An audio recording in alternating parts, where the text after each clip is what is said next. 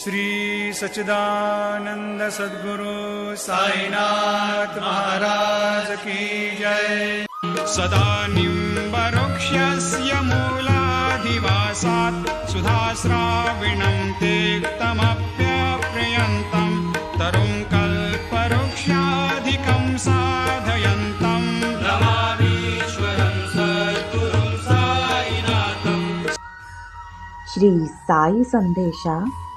ಬ್ರಹ್ಮ ಸತ್ಯ, ಜಗ ಮಿಥ್ಯ ಎಂಬುದನ್ನು ತಿಳಿದುಕೋ. ಎಲ್ಲ ಜೀವರಾಶಿಗಳು ಸಾಯಲೇಬೇಕು.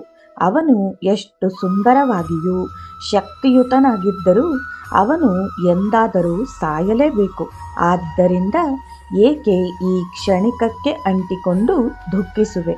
ನೀನು ಎಲ್ಲಿಯ ತನಕ ಅಜ್ಞಾನಾಂಧಕಾರದಲ್ಲಿರುವೆಯೋ ಅಲ್ಲಿಯ ತನಕ ನಿನಗೆ ಮನಃಶಾಂತಿ ಇರುವುದಿಲ್ಲ. ಅಜ್ಞಾನಿಗೆ ಸ್ಥಿರಚಿತ್ತವಿರುವುದಿಲ್ಲ. ಅವನು ಜ್ಞಾನಜ್ಯೋತಿ ಪಡೆದಾಗ ಅವನು ಎಲ್ಲೆಲ್ಲಿಯೂ ತನ್ನನ್ನೇ ಕಾಣುವನು. ಜ್ಞಾನ ಪಡೆದಾಗ ಅಜ್ಞಾನವೆಂಬ ಪರದೆ ಅಳೆದು ನೈಜ ಸ್ಥಿತಿಯ ಅರಿವಾಗಿ ಈ ಪ್ರಾಪಂಚಿಕವು ನಶ್ವರ ಎಂದು ತಿಳಿಯುತ್ತದೆ. ಕರ್ಮೇಂದ್ರಿಯಗಳಿಂದ ಮಾಡಿದ ಕೆಲಸಗಳನ್ನು ಇನ್ನೊಬ್ಬರಿಂದ ನಡೆಯಬಹುದು, ಆದರೆ ಮಾನಸಿಕ ಪ್ರಕ್ರಿಯೆಯನ್ನು ಯಾರೂ ಅಳಿಸಲಾರರು. ಆದ್ದರಿಂದ ನೀನೇ ನಿನ್ನ ಕೆಟ್ಟ ಭಾವನೆಗಳನ್ನು ಅಳಿಸಿ ಬುದ್ಧಿಯಲ್ಲಿ ಸ್ಥಿರನಾಗು. ಬೇರೆಯವರು ಅದನ್ನು ಬದಲಾಯಿಸಲಾಗುವುದಿಲ್ಲ. ನಿನ್ನ ಚಿತ್ತ, ವಾಕ್ ಮತ್ತು ಕ್ರಿಯೆಗಳು ಸಮನಾಗಿ ಏಕಾಗ್ರವಾಗಿದ್ದರೆ ಧಾರ್ಮಿಕ ಪಥದಲ್ಲಿ ಸಾಗುವುದು ಕಷ್ಟಕರ.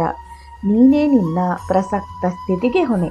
ನಿನ್ನ ಹಿಂದಿನ ಜನ್ಮದ ಭಾವನೆ ಮತ್ತು ಕರ್ಮಗಳು ಈ ಜೀವನದ ಸ್ಥಿತಿಗೆ ಕಾರಣ. ಆದ್ದರಿಂದ ನೀನು ಮುಂದಿನ ಜನ್ಮದಲ್ಲಿ ಒಳ್ಳೆಯದಾಗಬೇಕೆಂದು ಬಯಸಿದರೆ ಈಗ ನಿನ್ನ ಭಾವನೆ ಮತ್ತು ಕರ್ಮಗಳು ಒಳ್ಳೆಯದಾಗಿರಬೇಕು.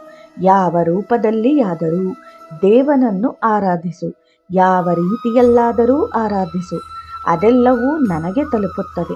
ಯಾವ ರೀತಿಯಲ್ಲಿ ಪೂಜೆ ಮಾಡುತ್ತೀಯೋ ಅದೇ ರೀತಿಯಲ್ಲಿ ಆಶೀರ್ವದಿಸುವೆ. ನಾನೇ ಪಿತೃ, ನಾನೇ ಸಲಹಾಕಾರ ಮತ್ತು ಪ್ರಪಂಚದ ಎಲ್ಲ ಜೀವಿಗಳಿಗೂ ಆಧಾರ. ಈ ಬ್ರಹ್ಮಾಂಡವೇ ನಿತ್ಯ ಆಸನ. ನನಗೆ ಬಯಕೆ ಇರುವುದಿಲ್ಲ. ನಾನು ಸಂತರ, ಪಾಪಿಗಳ, ಜ್ಞಾನಿ ಮತ್ತು ಅಜ್ಞಾನಿಗಳ ತಂದೆ. ನನ್ನನ್ನೇ ಕುರಿತು ಯೋಚಿಸು. ನಿನ್ನ ಕರ್ಮಗಳೆಲ್ಲವನ್ನೂ ನನಗೆ ಬಿಡು. ಯಾರು ಅಂತಹ ದೃಢ ವಿಶ್ವಾಸದಿಂದಿರುತ್ತಾರೋ ಅವರಿಗೆ ಅಡೆತಡೆ, ತೊಂದರೆ, ಕಷ್ಟ, ದುಃಖ, ಮಾನಸಿಕ ಶೋಕ ಇರುವುದಿಲ್ಲ. ಜೈ ಸಾಯಿರಾಮ್.